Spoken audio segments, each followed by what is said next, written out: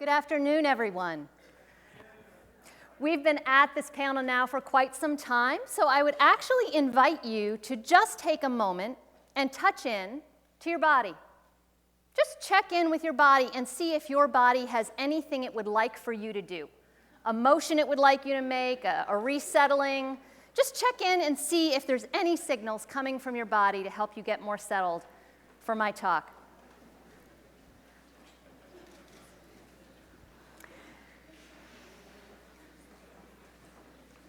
Yeah, I can feel the room settle. That's great. So, I'm going to start in kind of a depressing place. 4 of the last 5 mass extinctions on our planet happened during periods of climate change comparable to the ones projected over this next 100 years. 4 out of 5. And if we were to continue on the trajectory we are on, building on Professor Slakey's talk and sort of that trajectory of using energy to build wealth, we're only going to be moving towards the higher end of those numbers. The reason for those mass extinctions was the biologies of the beings on the planet at the time were unable to adapt fast enough for this kind of radical shift in the environment. And we're facing that, potentially, in the next 100 years. So we're not going to be able to depend on our biology keeping up. And instead, what I'd like to talk about today is how we need to find ways to use the existing biology we have, this mind-body system that we're wired with, in new ways. And amazingly, Western science is finally catching up to this understanding and realizing that we can. We can use this mind-body that we're wired with in a new way. We actually are wired very close to our predecessors, the cavemen that we come from. We have identical autonomic nervous systems to our ancestors 200,000 years ago. This mind, body, and wiring system for stress is the same as this guy here on the left. And yet the world we live in is radically different. The stress response that we as humans have evolved is the possibility of arousing a lot of energy, mobilizing a lot of energy to be able to react very quickly. I'm sure you've heard about fight or flight, and that's what we've mobilized. But for the caveman, he used it in a particular way. He mobilized an immense amount of energy, and he was fighting a particular kind of stressor, the saber-toothed tiger. He used all this energy to get away or to turn around with his team of other cavemen and fight this saber-toothed tiger. And then when the threat was past, he had plenty of time to go hide out in a cave.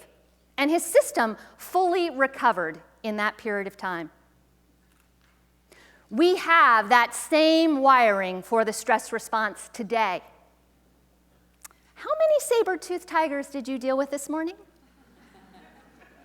Probably not so many. The kind of stressors that we're dealing with now are radically different. We are facing constant stressors. We are facing technology that can kind of pulls our attention in lots of different ways. It's constantly shifting and changing. We face a lot of uncertainty, and there never is the downtime. There's that constant going, constant moving, constant, what's the next thing? And we're not going back to our caves and discharging all of this energy that we're mobilizing. We're not mobilizing energy for a life-threatening thing, like our ancestors, and yet that's the same exact energy we are still mobilizing today. So we need to learn to work with it differently. We need to find a way to help our biology work more effectively. And we do that. Western science has, in the last 20 years, had a major revolution in its understanding. We can, in fact, use particular exercises to rewire the way that our body and mind and nervous system work as we go through stress. Up till about 20 years ago, there was an understanding that the brain that we had pretty much fully developed by the time we were college-aged. And after that, it was kind of all downhill. But that's actually not the truth. About 20 years ago, there was a shift in understanding to realize that we are constantly rewiring our brain all the time.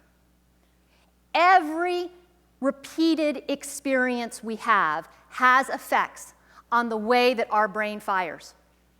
Every repeated experience, and that can be repeated detrimental experiences that are rewiring our brains in kind of detrimental directions.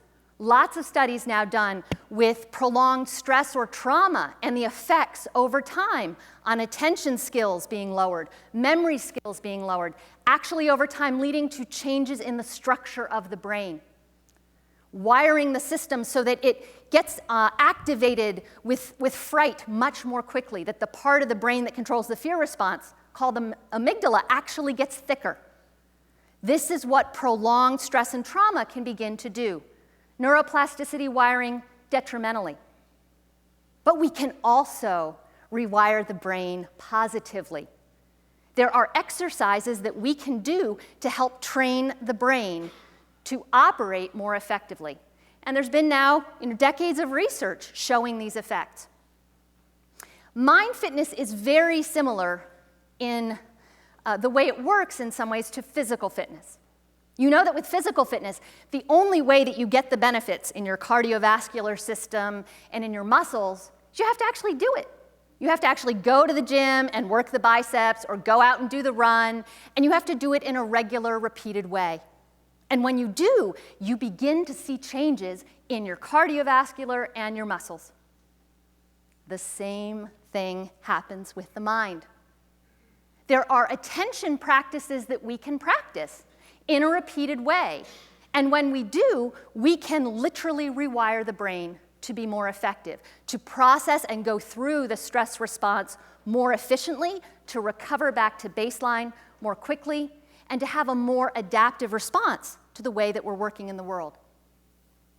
I came to this work from my own experience having served in the military, and afterwards, while I was in 2 graduate programs at Harvard and MIT, finding out I had been diagnosed with PTS. I was having all of those detrimental effects of the brain of multiple years of trauma and stress. And through the course of my healing journey, I found these techniques and was able to do that rewiring in my own system. Training intensively here and in Burma, doing clinical training in body-based self-regulation skills, so that those pieces could come together. I teach mostly in the security studies program, and my research has looked a lot at what makes militaries effective. And so I've designed a program that we have been testing now for the last 5 years, called Mindfulness-based Mind Fitness Training. And we use this training. We have done now 3 studies with groups of troops preparing for deployment to Iraq and Afghanistan. And the study that's ongoing now is actually embedding the training into one of the courses at the School of Infantry that the US Marine Corps is doing. And what we are finding from these populations, these high-stress environments, is that indeed it is possible to rewire our systems to be more resilient. So the brain has actually 3 parts. We can think of it as a triune thing, 3 in 1. And from the oldest evolutionarily, that's the brainstem. It's listed from oldest to newest. The brainstem is down here at the base of our brain. It's the part that controls fight or flight and sleep and rest and recovery. The part in the middle here is called the limbic system. And this is the part of the brain that controls emotions and memory. These 2 parts together are not in our conscious control. And so I call them the survival brain. These are the parts of the brain that are optimized to help us really survive under threat. But they're not under our conscious control. We can, however, bring awareness in and see the effects of what's going on in our survival brain by looking into our bodies. You know, just like wind across sand, you can't see the wind, but you can see patterns in the sand. In the same way, you can see the effects of what's happening in your survival brain as you check in with sensations in your body. butterflies in your stomach, sweaty palms, racing heart, racing thoughts. These are signs that your survival brain is activated. It's feeling under threat. The most recent evolutionary part of our brain is on the outside here. It's the cerebral cortex. This is the part of the brain that is under our conscious control. It's the part of the brain that controls self-awareness and language, reasoning, ethics, and social norms. Now, when we optimize ourselves, we can begin to use the thinking brain as an ally to the survival brain. But actually, this only happens when we pay attention in a conscious way. Because for most of us, we have been wiring decades of letting our thinking brain kind of block what needs to happen with this survival brain. Because it's uncomfortable sometimes to let that recovery happen. So we can learn with practice to help wire thinking brain to be more as an ally to the survival brain and the re-regulation process. So stress actually is not a bad thing. Although our culture tends to talk about stress as bad, stress is something that has to happen. It's all this energy we mobilize to function in the world. And stress by itself, if it allowed to continue in our systems, can actually lead to a number of detrimental effects. But the stress that we mobilize to do something, paired with a full recovery, actually leads to an increased zone of resilience. So just taking that apart a little bit. So resilience is not about being pampered. That's an important thing to keep in mind. We actually need to have a stress that takes us outside of our comfort zone, something that takes us outside of our comfort zone, and then to fully recover from it, using the thinking brain to support the wiring that actually is already there, to support that down regulation that our systems know how to do, but that most of us have spent a lot of time blocking from happening. And when we do this process, when we allow it to fully recover, we actually grow the system's capacity for stress. The system can take on even more in the future.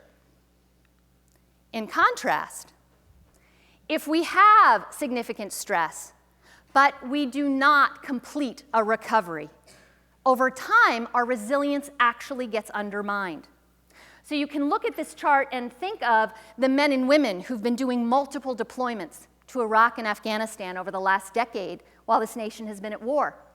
I'm sure you've heard stories of these veterans. When they first come home the first time, things are okay.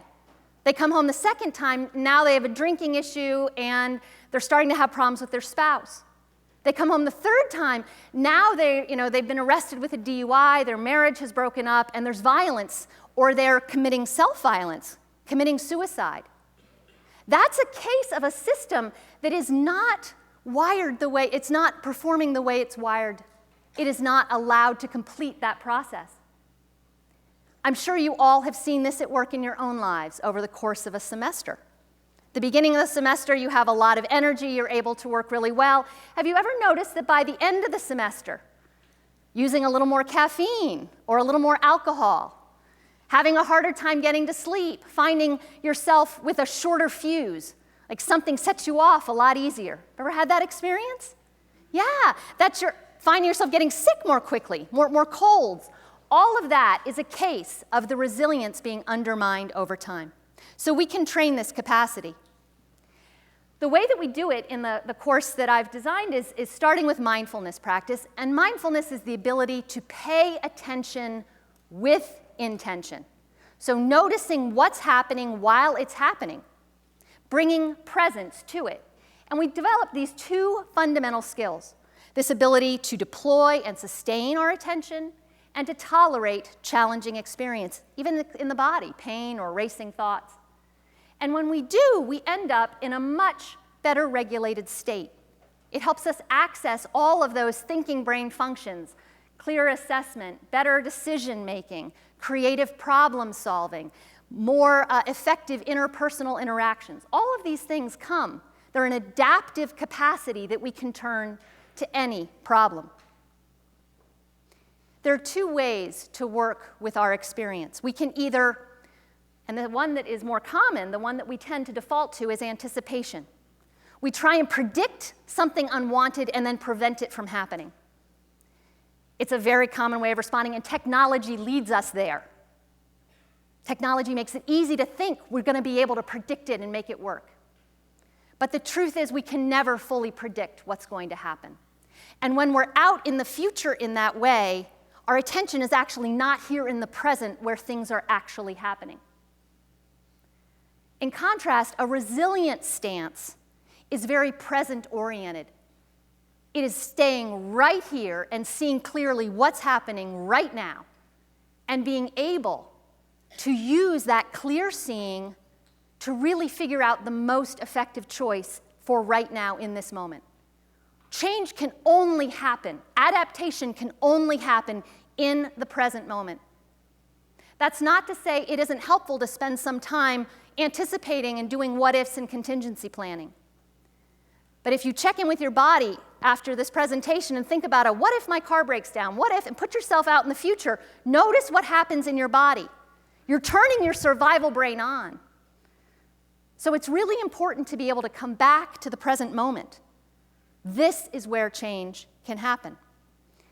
This is not just adaptive capacity for individuals, but it resonates out to collective adaptive capacity, more resilient organizations, more resilient communities, more dynamic, flexible institutions. These are the capacities that can face any possible future. We don't have to be able to predict, because we can't. Humans can't. But we can then really show up and meet any experience, even the possibility of tremendous climate change over this next century.